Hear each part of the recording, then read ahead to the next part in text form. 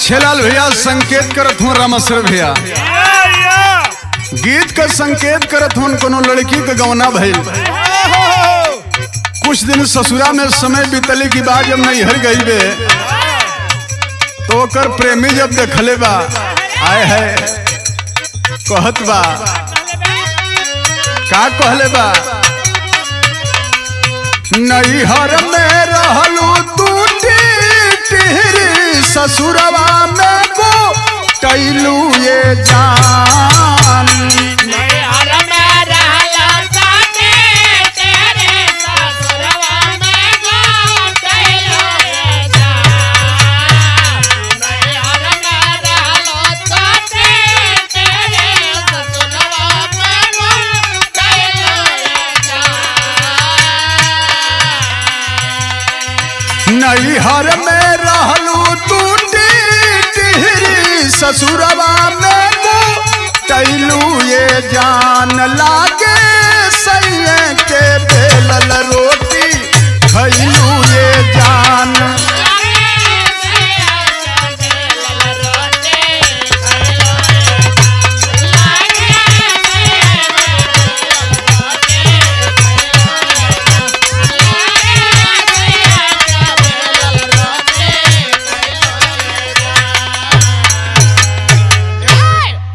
अच्छा बाबूजी हम बिरहा गायक छोटे लाल यादव अपनी पूरी पार्टी की ओर से जवाहर स्टूडियो के बैनर तले से बागी बलिया की धरती से एक बिरहा आप लोगों के बीच में भेज रहा हूं जिसके मालिक आदरणीय आप कमलेश यादव जी हैं।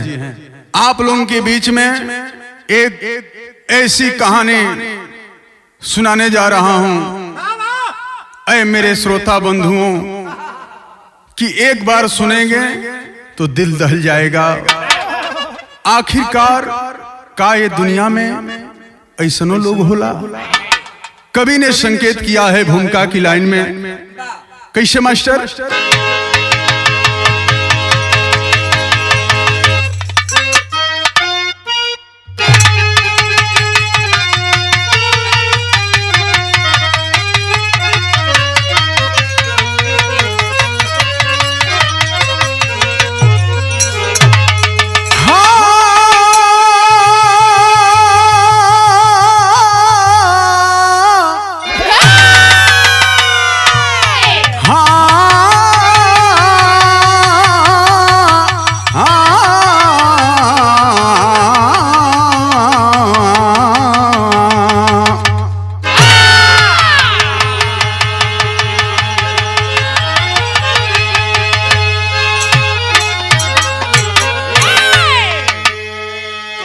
कैसे मास्टर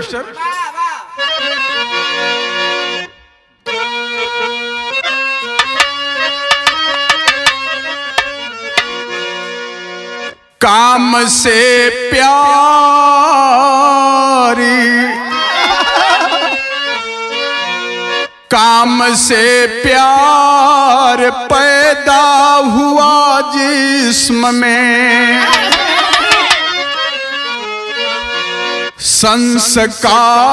संस्कारों ने जीवन में जिसको बसाया काम नर नारी के दिल में उतरा गरी धर्म धर काम बन कर धरा को सजाया काम घर बस गया वासना गर्त में तो मानो का सिर शर्म से झुकाया काम हैवान गिरधारी गर बन गया सात पुस्तों की गरिमा को समझो डुबाया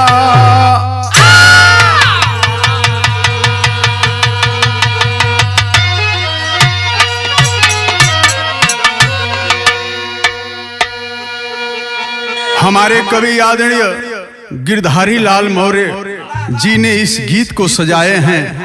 अपनी कलम की ताकत से एक एक शब्द पर प्रहार किए हैं। कैसे मास्टर गजल का लाइन लगल।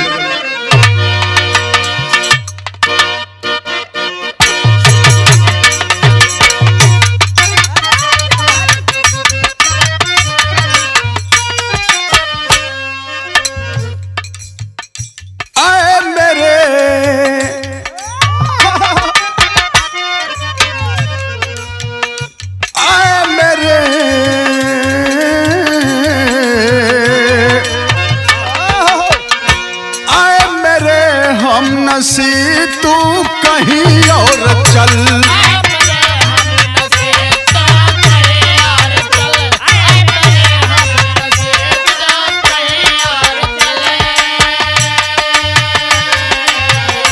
आए मेरे हम नसी तू कहीं और चल।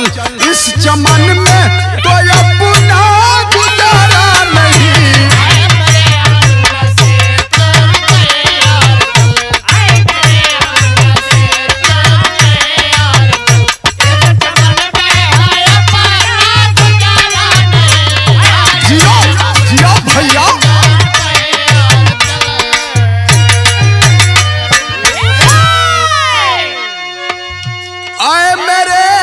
नसी तू कहीं और चल,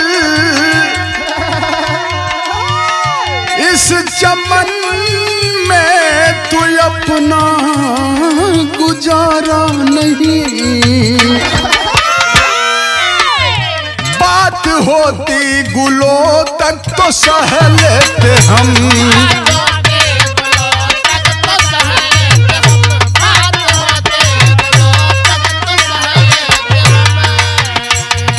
होती गुलों तक तो सह लेते हम।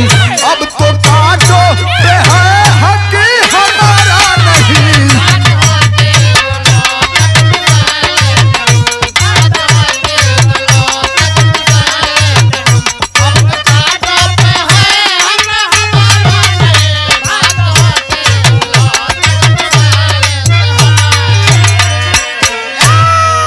लेकिन कितना सुंदर भाव बा।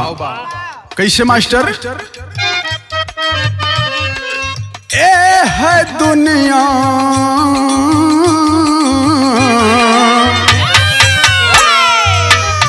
ए है दुनिया रसूल खुदा पाक की।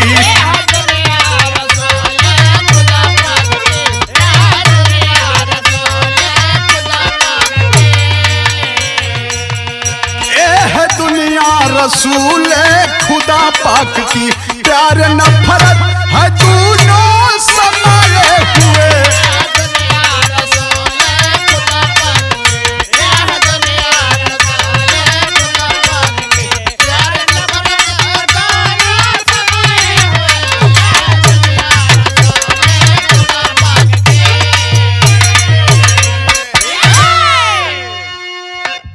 ए है दुनिया रसूल खुदा पाक की। प्यार नफरत है दोनों समाये हुए। किसको चुनना है, किसको चुनना है, इसमें तेरा काम है।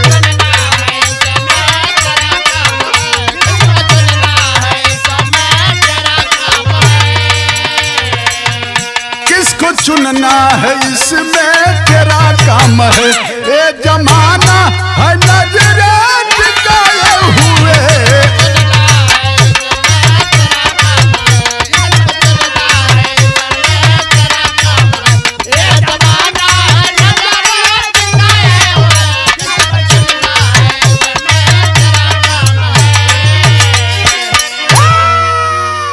कहानी कहाँ का बा, कैसन बा मास्टर।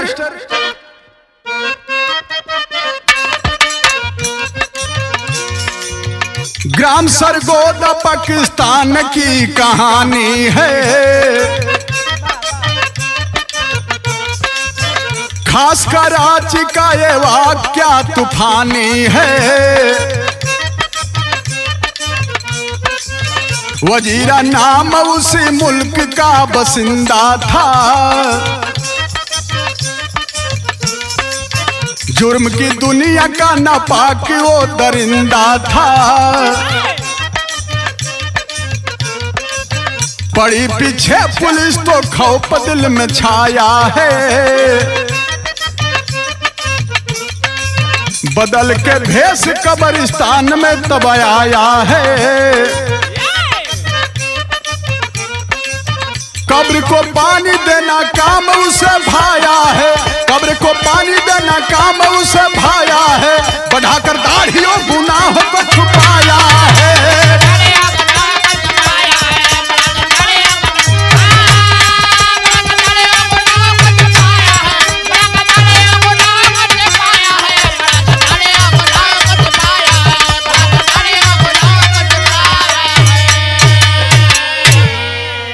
बाबू, पाकिस्तान देश के अंदर जिला कराची ग्राम सरगोदा का रहे वाला वजीरा नाम का एक व्यक्ति था। ए बाबू, जो जुर्म के दुनिया में अपना कदम रख चुका था।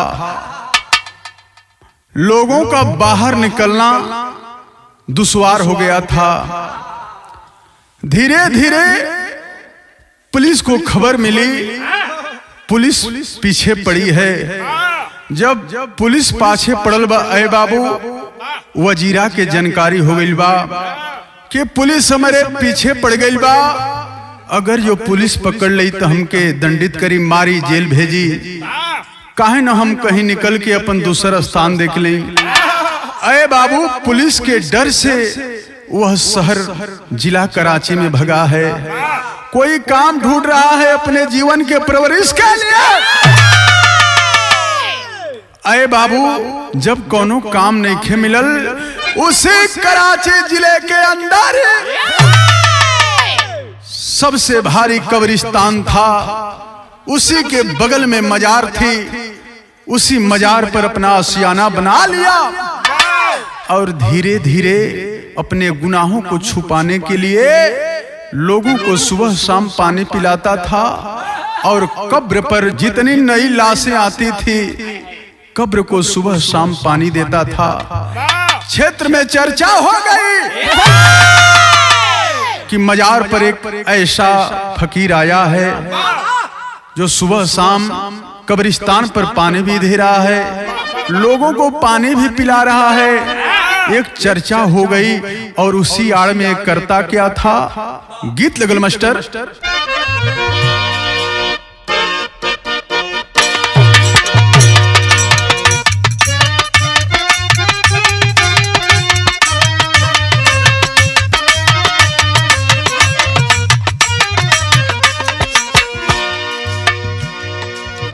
लाल की महलिया में लाल रंग चुनरिया मोर राम।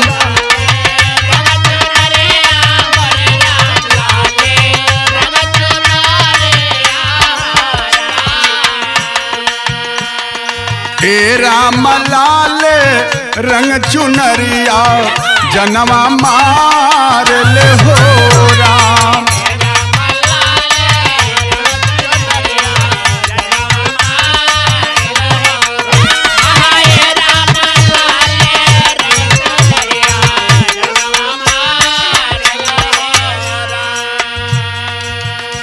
जब पुलिस पीछे पड़ी है अपने गुनाहों को छुपाने के लिए, वह करता क्या था। भेषवा बदल के पापी बाटे लाता बिजिया मोरे राम बाटे।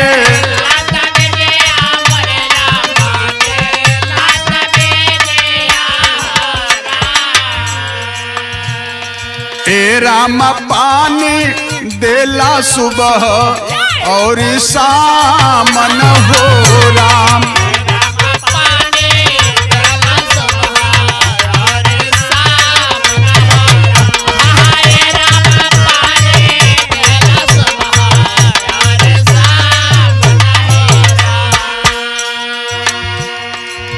और क्या करता था।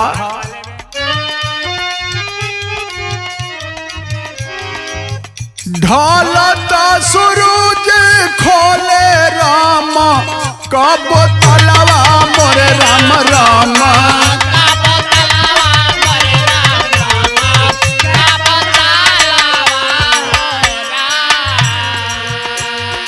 ए राम दारू पिए पापी भरी जामन हो राम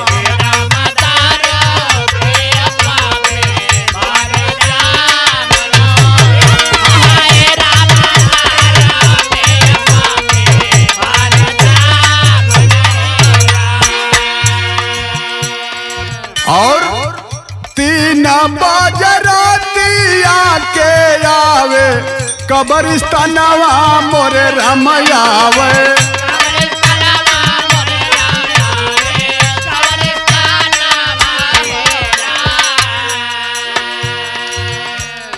ए राम हाथ में कुदारी या के थामन हो राम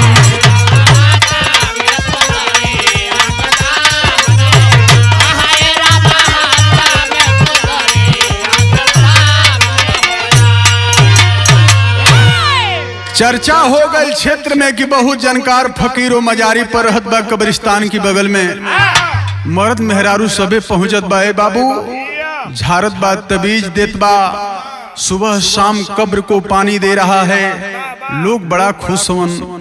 और करता क्या था शाम होता था पैसा मिलता था उसी पैसे से दारू मंगाता था और भर पेट दारू पीता था। और ऐ बाबू जितनी नई लाशें आती थी उस कब्र में साथ में वो भी रहता था और देखता था। और जब रात को 3 बजता था तो कुदार लेकर उस कब्र पे जाता था और करता क्या था। गीत लगल मास्टर।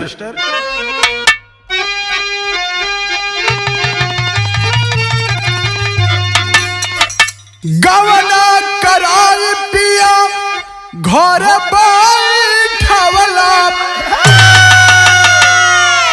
अपने नौकरिया में लागल रे निर्मोही दगा दे के अरे भागल रे निर्मोही दगा दे के। वो करता क्या था दारू चढ़ाई पहुंच बीच कब्रिस्तानवा औरत के कब्र खोदे लागली हूँ कब्र गहवा में कमवा अरे जागली हो कब्र गहवा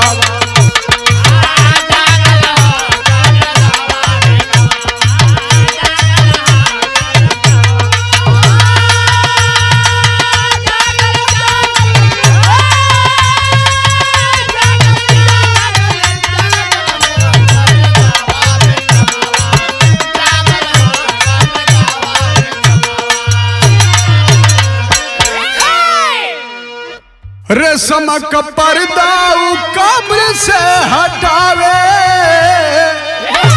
अब पैर की ओरिया कुदारिया चलावे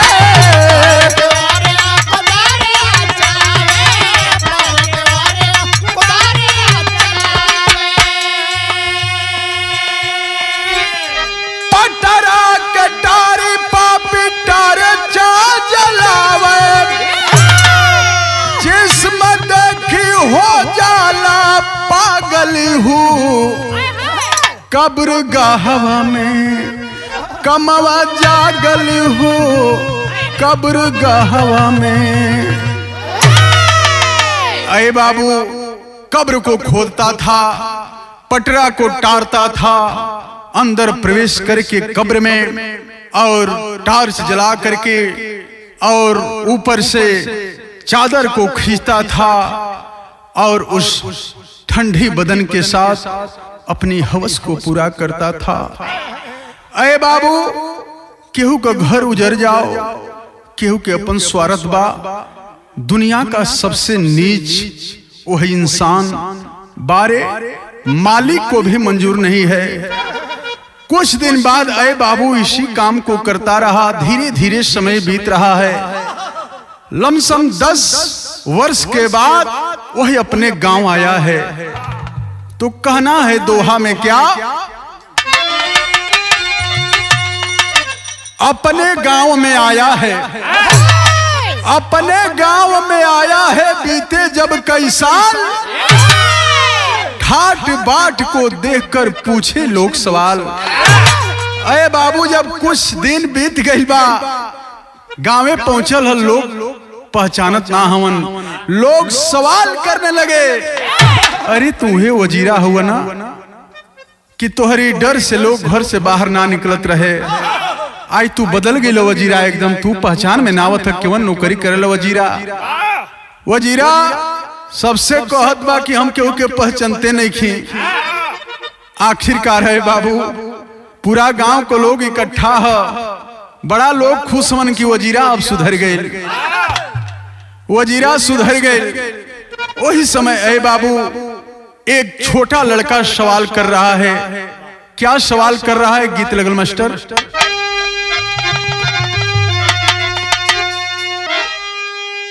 ए होयली बेली तोहरी, अरे खोई छवा में भेली, तनी मंगनिया दे दना, तनी मंगनिया दे दना। हमके जन जन पुरनिया, तनी मंगनिया दे दना। यो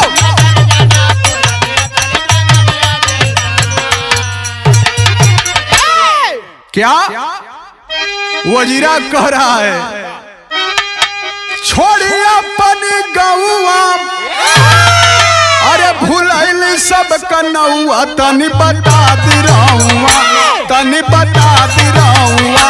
रहतानी कवन गौआ, बता दी रहुआ।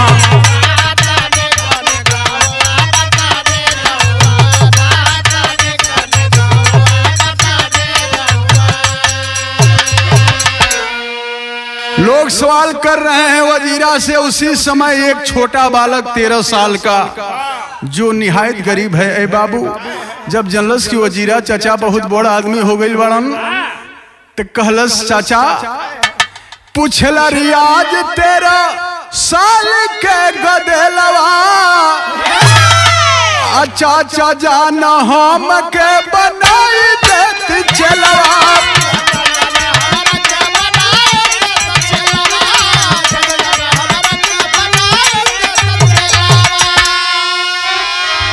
सुबह शाम रे, अरे तबई बेरोज पौआ, तनी बता दी रहुआ, तनी बता दी रहुआ।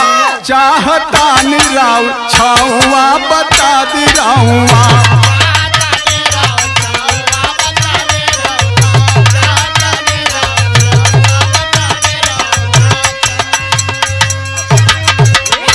अरे बाबू वह 13 साल का रियाज वजीरा से सवाल कर रहा है। पूछ रहा है चाचा जान आप कहाँ रहते हैं, हमहू को लेके चलें। बहुत हम गरीब हैं, भर पेट भोजन ना मिलेला। आखिरकार वजीरा के संग पाई के रियाज चल दिहलन। आज जब रियाज चल दिल हवन तो बिरहा में टेरी का भावा मास्टर।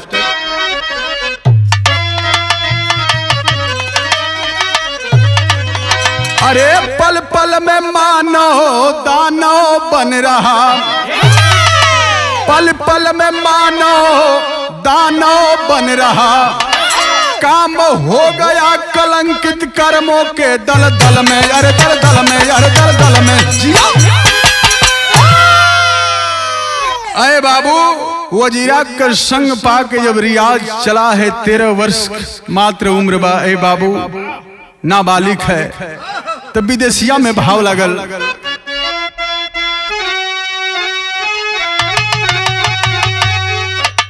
अरे वजीरा का संग पाई,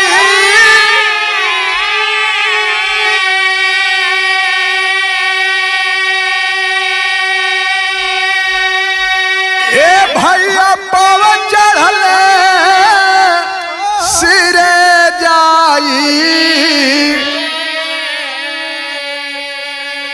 अरे करे दुष्कर्म दोनों बीचा कब्रिस्ताना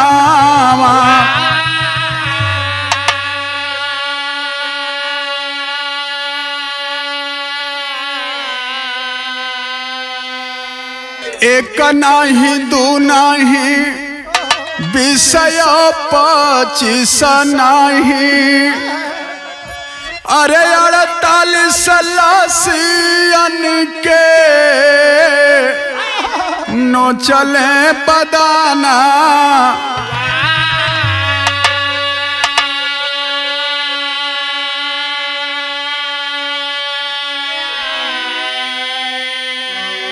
अरे बाबू छोटा बालक जीवन गुरु करत हुवन वह भी शिष्य शुरू कर दिया। धीरे धीरे छोटा है लेकिन सीख रहा है। वो जीरा करता क्या था कि खुद खोद कब्र जाई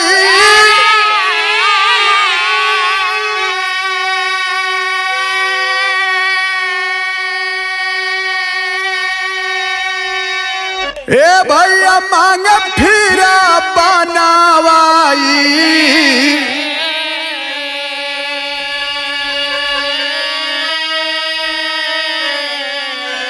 अरे कुकुरा सियार का सुना के दासताना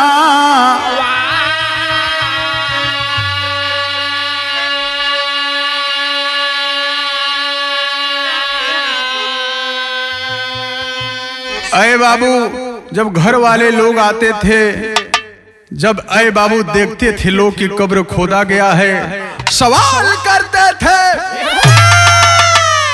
तो अजीरा बताता था कि कुत्ता खोद दिया होगा और खुद ही बनवाई लेता था। धीरे धीरे समय बीतत बा हो, एक दिन भगवान के मंजूर ना भइल। आज जब मंजूर ना भइल तो भइल का कि वजीरा का ताना छूटल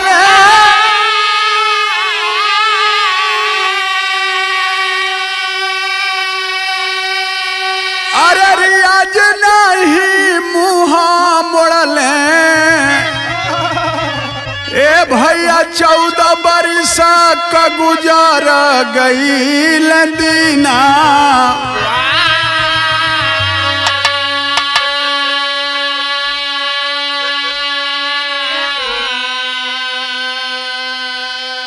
एक दिन पाप का घड़ा फूटल ए बाबू, वजीरा इस दुनिया से चल पड़ा। जब वजीरा दुनिया से चल पड़ा, उसी कब्र में, जिसी कब्र में वह गलत काम करता था, उसी कब्रगाह में इसका अंतिम संस्कार हुआ।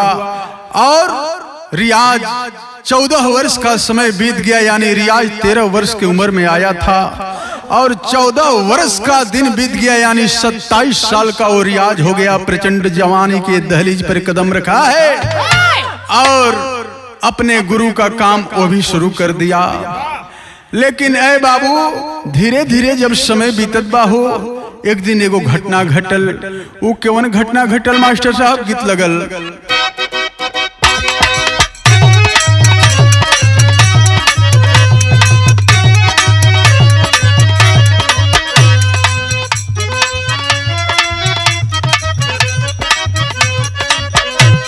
यह गीत का लाइन बा, गजबे का रूप तोहर गजबे सुरतिया तू पवलू न हो।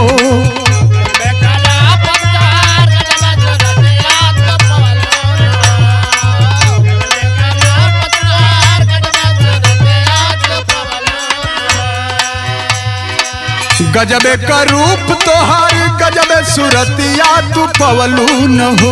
रानी हमके दीवाना बनवलू न हो।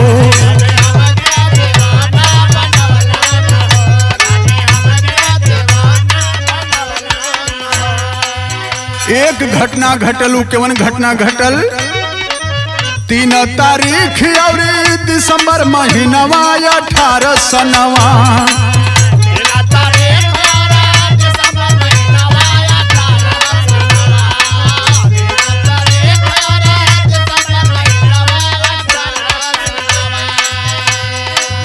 तीन तारीख और दिसंबर महीनवा 18 सनवा घटलिया जबे घटनवा 18 सनवा।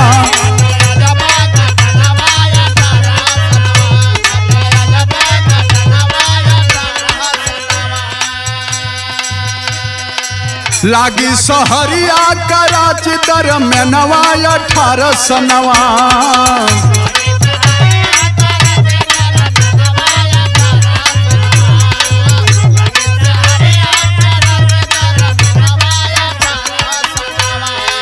लागी सहरिया कराची दरम्यानवा 18 सनवा घटलिया जबे घटनवा 18 सनवा।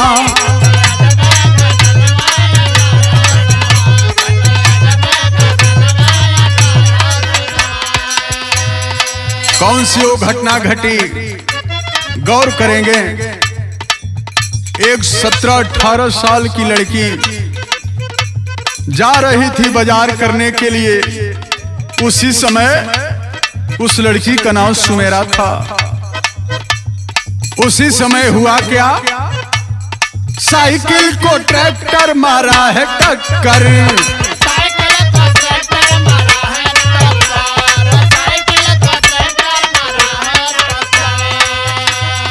गिरी जाके लड़की पत्थर के ऊपर।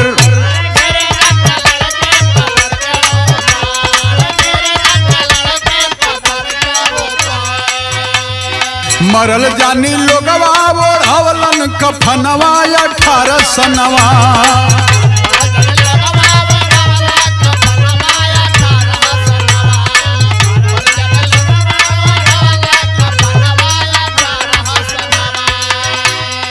मरल जानी लोगवा ओढ़वलन कफनवा 18 सनवा। दफन कैले कब्रिस्तानवा 18 सनवा।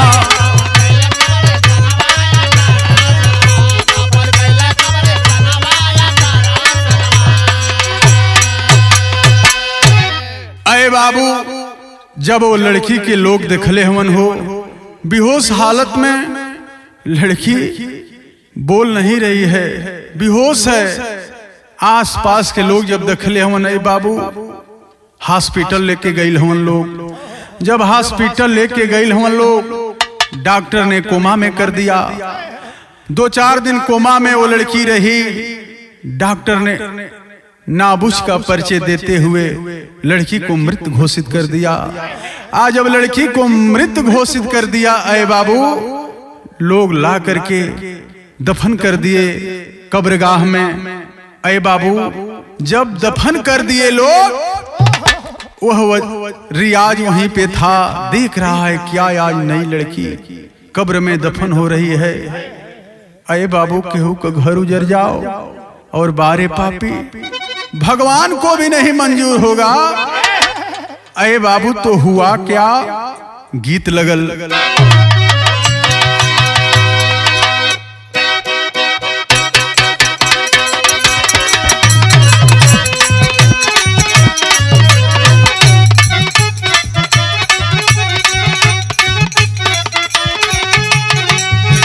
यह गीत लगल बा, नैहरा जाए के हम कैल तैयारी।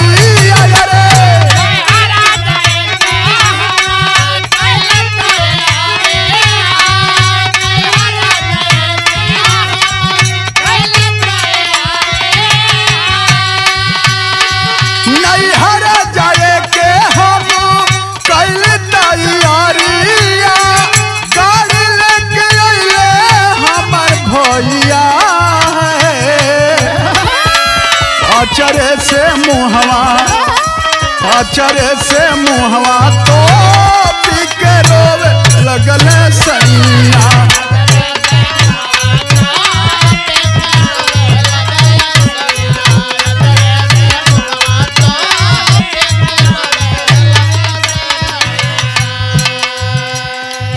वह पापी शाम के वक्त उस कब्र को जाकर पानी देता है और किया क्या,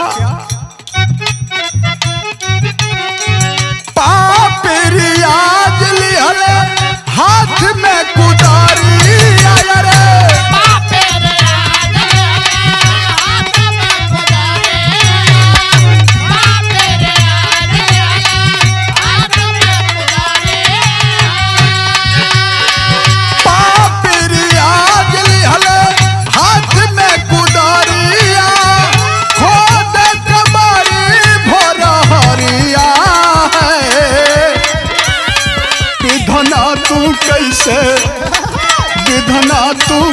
कैसे लिखे लो तकदीरिया।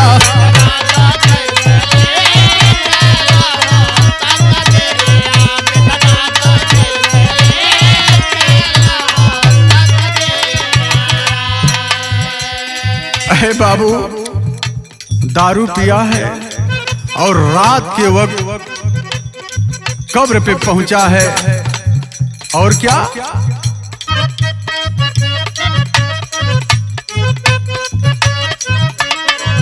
माटिया हटा के जाबू पटरा उठावले हो।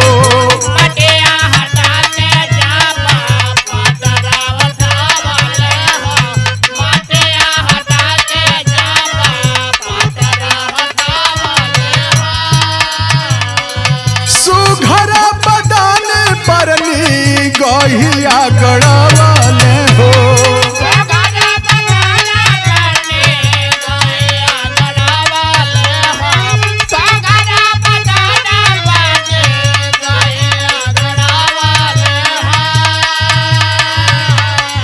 खींचल तनवा से चदरिया हो।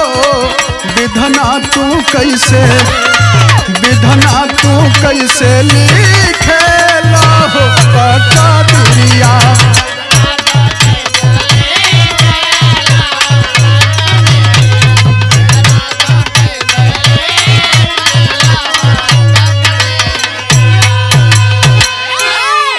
अरे बाबू, कब्र को खोदा है, कब्र को खोद कर जो ही अंदर प्रवेश किया और टार्च जब जलाया है, जब उजाला हुआ है उस कब्र में, तो उसके साथ एक घटना घटी।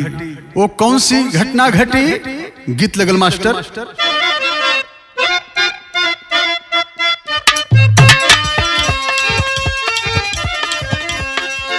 अरे बारी उम्र कमर लचकनिया, गोरिया खींचे निहुर के पनिया, गोरी के झूले झूलनिया ना।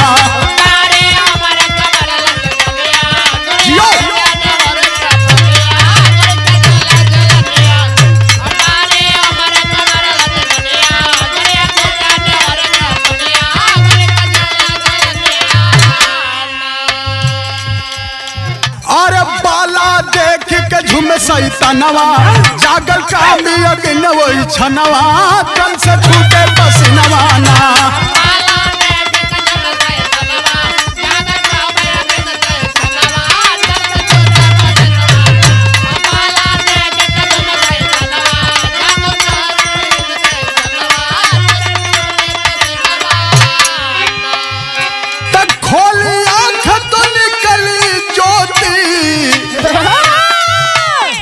तवा चमके जैसे मोती, गरम गरम लागल बदनवा, टप टप चुए लागल पसीनवा। तो डर के भागर आज है पापी, जनता पकड़ी जाई के छापी। सौंपी जब पुलिस के थनवा, सौंपी जब पुलिस के थनवा, घेरा में आइल सैतनवा, तब तब चुए पसीनवा ना।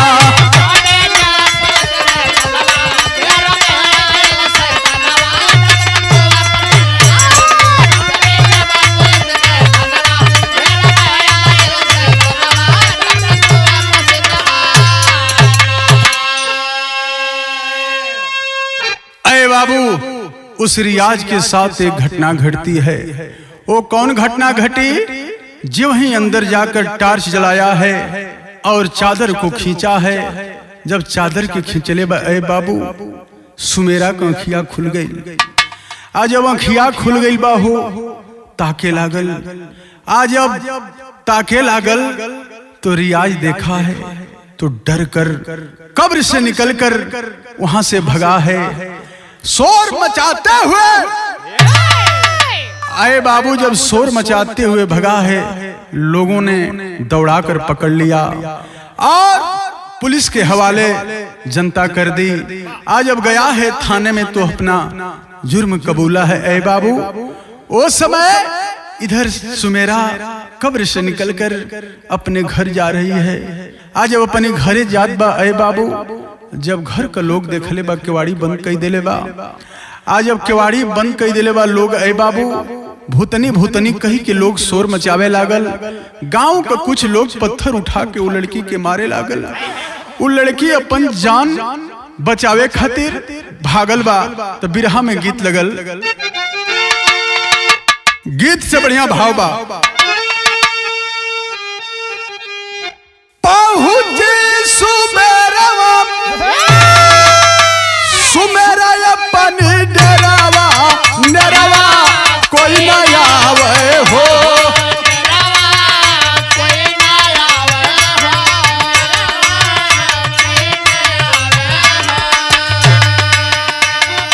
बोली भूतनी देले फेरावा, नेरावा कोई ना आवे हो।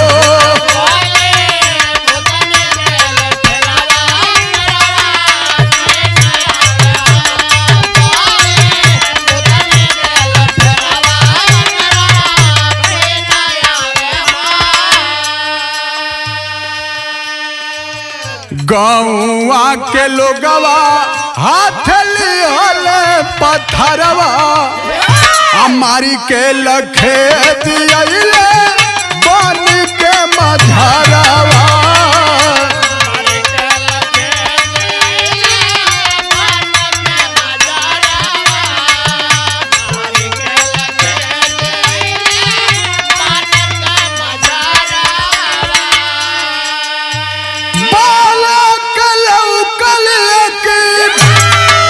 अरे बुढ़वा फकीरवा, मेरावा कोई ना आवे हो।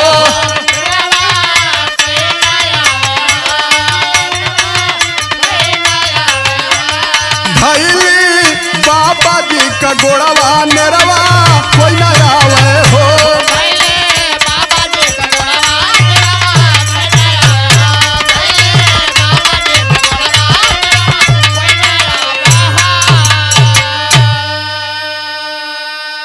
अय बाबू, जो वहीं अपने घरे पहुंचल बा, घर का लोग देखल, लोग बोलल बा कि तई भूतनी हो। वही के भेष में आके लोगन के डरवावत बा। अय बाबू, अंदर से दरवाजा बंद हो गई, शोर मचाने लगे लोग। कुछ लोग ईंटा पत्थर लेके चलावे लागल हो। वह कफन को ओढ़कर लड़की जंगल की ओर भगी है। जहां जंगल में पहुंची है, वहां एक मजार पर एक बूढ़ा फकीर था। जब उसके पास पहुंची है, जमीन पर गिर गई और रोकर एक बात कर रही है। क्या? उस फकीर का पैर पकड़कर रोकर एक बात कर रही है। क्या कर रही है? गीत लगल मास्टर।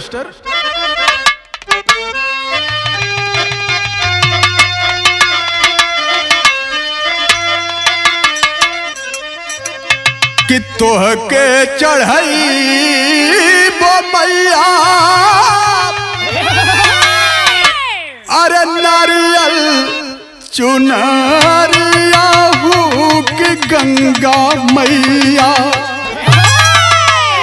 पार कैदा बोझाली नेवारिया हूँ कि गंगा मैया।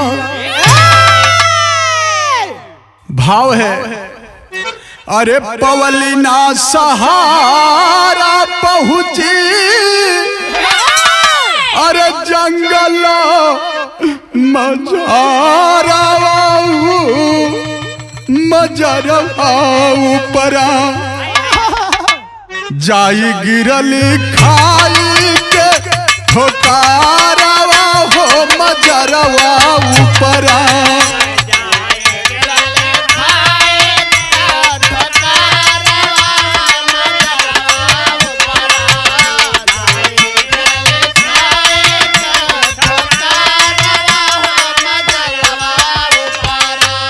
बाला के लौकलिए की बूढ़वा फकीरवा हो मजरवा ऊपरा, धैली जाके बाबा जी के गोड़वा हो मजरवा ऊपरा।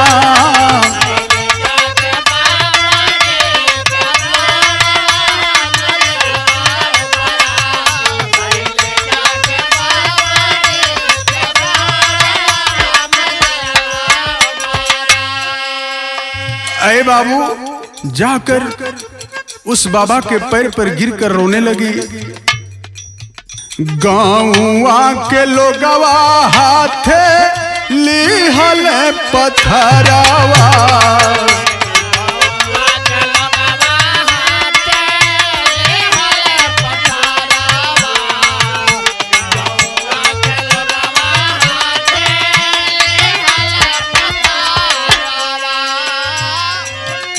मारी के लखे दियले बन के मझरवा हो, बन के मझरवा।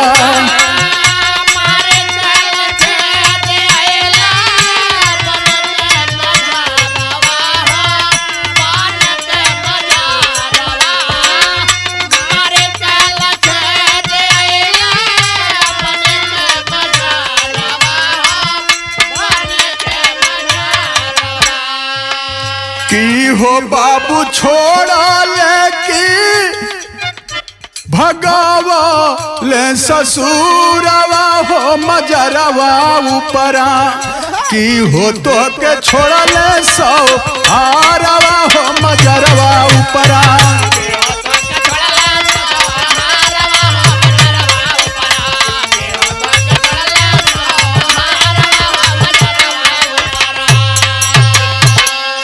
अरे बाबू वह बूढ़ा फकीर सवाल कर रहा है, बेटी बताओ क्या तुम्हारा शौहर तुम्हें छोड़ा है, क्या तुम्हारा ससुर तुमको छोड़ा है, घर से भगाया है, कारण क्या है बेटी इस अर्धनंग में हमारे पास आई हो। कलश बाबा हम अपन जीवन लीला नाम बतावल चाहते हैं। हमारी माई बाप के साया बचपन में उठ गई, हमारे चाचा चाची हमके ननिहाल पहुंचा दिए ना लोग, जहाँ अपनी मामा की घरे हम रहत रहली। मामा मामी कोनो सामान के हमके भेजना मार्केट, ट्रैक्टर ने ठोकर मार दिया, मैं गिर गई, बेहोश हो गई। लोगों ने हमें हॉस्पिटल में ले आकर एडमिट कर दिया।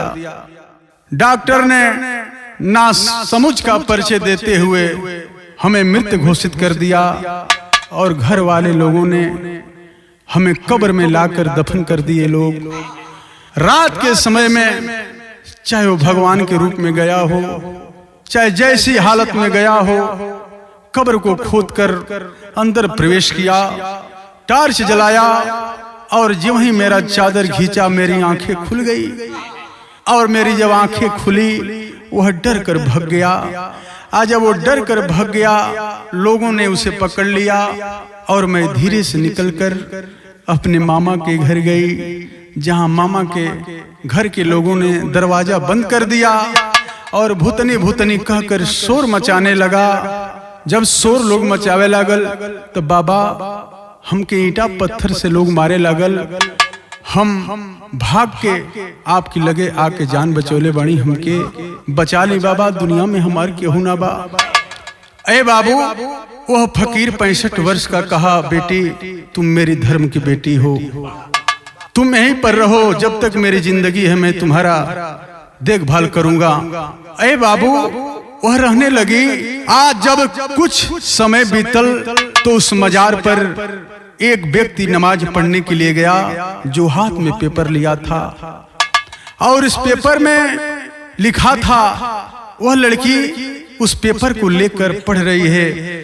उस पेपर में लिखा है कि जो मुर्दा बलात्कारी था उसे साल भर का सजा मिला है। अरे बाबू पढ़ के चुपचाप वो लड़की अंगूरी पर एक दिन गिनत बाहू कि कहिया साल भर पूरा हुई तो वो पापी से जाके हम मुलाकात करब। आज जब अरे बाबू अंगूरी पर गिनत बाहू, आल्हा में भाव लगल, कैसे?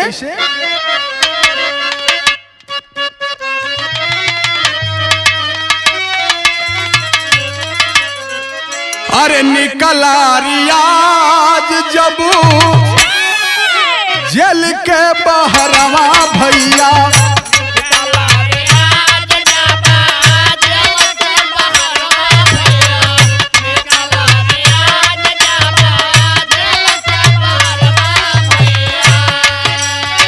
हाथवा में पत्थर वाला हली उठाया,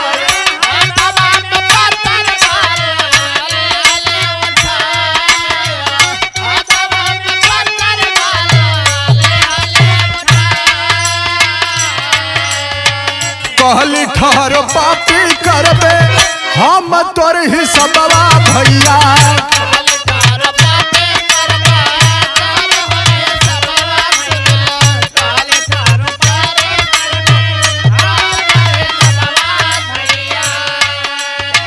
तोहरे ही जुर्मावा को देब हम न्याय।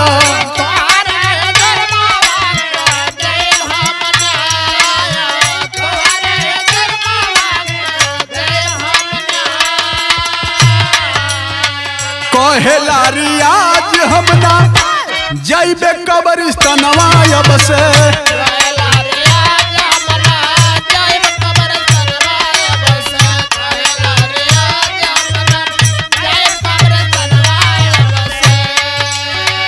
अल्लाह से तोबा कहीं कसम लिहल खाया।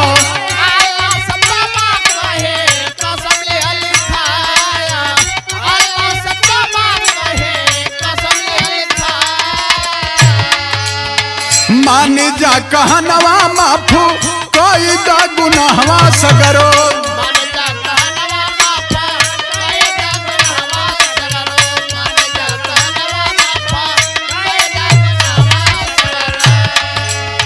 बाल चढ़ के बोली तब नटई दबाया।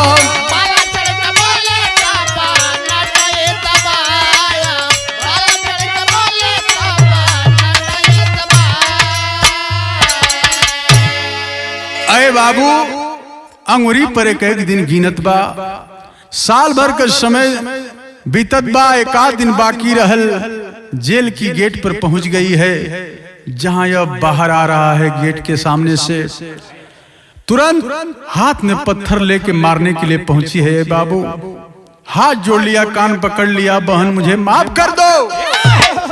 सुमेरा बोले बा कि देखो मैं माफ नहीं कर सकती, तुमको भगवान फल दे दिया है। मैं इसलिए आई हूं कि हमारे साथ, हमारे जैसे कितना ही औरतों के साथ तुमने एक गलत काम किया है। शायद हमारे साथ भी तुम गलत काम करने के लिए गए, लेकिन मेरी आंखें खुल गई, तुमने भाग गया। मैं अपने घर गई, जंगल में साल भर बिताई। शायद तुम्हारे जैसा पापी अगर जो उस कब्र को नहीं खोदा होता तो मेरा यह दशा नहीं होता, मैं मर गई होती। एक तो बचपन में माई बाप का साया उठ गई, आई तुम्हारे वजह से मैं आज ये दुनिया में भटक रही हूं, मेरा कोई सहारा नहीं मिल रहा है। जेलर साहब सारी बात को सुन रहे हैं और जेलर साहब कहे कि सुनो बेटी, इसको मत मारो। ये बताओ अगर जो यह कब्र को नहीं खोदा होता तुम मर जाती। ठीक है, यह पापी है, मैं मान रहा हूं, इसको कोर्ट ने सजा दे दी, लेकिन कहीं पापी के रूप में यह तुम्हारे लिए भगवान भी है। एक काम कर बेटी, तुम्हारी जिंदगी को यही बचाया है। ठीक है, गलती किया, 50-100 के साथ गलती किया, इसका सजा मिल गया, लेकिन बेटी तुम हमारी धर्म की बेटी हो। अगर जो शायद अरे बाबू कर्म और धर्म करने वाले इस धरती पे नहीं होते तो ये धरती कभी धंस गई होती। आखिरकार वह जेलर साहब क्या किए, दोनों के बीच में खड़ी की लाइन में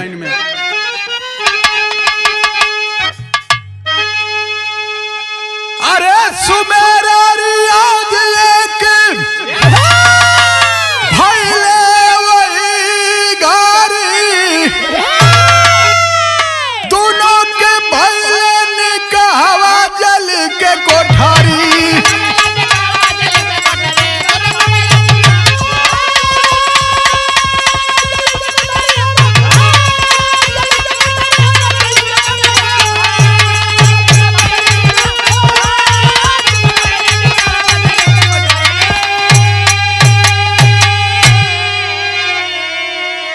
सुमेरा को जेलर अपनी बिटिया बनाए, दान और दहेज देकर रुखसती कराए, और परिजन से सवाब लुटावे सगरी।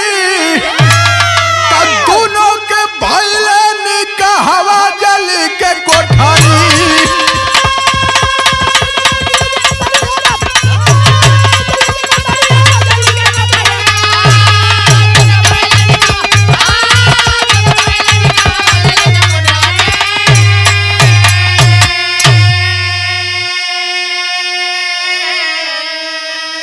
अरे मुर्दा दुष्कर्म से ना कर्म कोई घिनौना, दंड का विधान का है बना इतना बौना।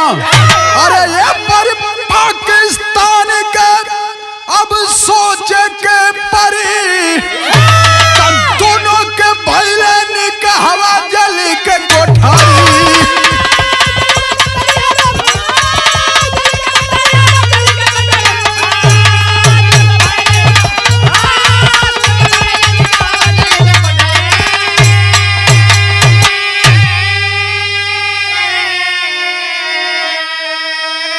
इसलिए कहना है कांटा जो बोए फूल बोना उसकी राह में, नफरत करे जो उसको भर लेना बाह में। अरे प्यार वाली बगिया में प्यारी फारी, तब दोनों के भैले का हवा जली के कोठारी।